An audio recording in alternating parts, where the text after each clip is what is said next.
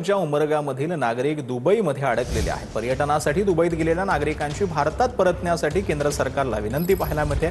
जवळचे पैसे संपल्याने राहण्याची आणि खाण्याची अडचण होती आहे। सरकारने आमची भारतात येण्याची सोय करावी, ज्येष्ठ नागरिकांनी ही विनंती केलेली आहे।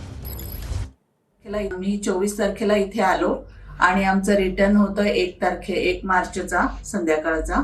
तर 28 तारखेलाच इथे सगळं गोंधळ झाल्यामुळे आमचे सगळे फ्लाइट कॅन्सल झालेले आहेत आणि आम्ही इथे अडकलेलो आहोत।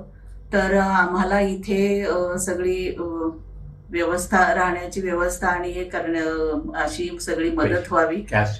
आणि आम्ही सगळे सिनियर सिटीजन आहोत।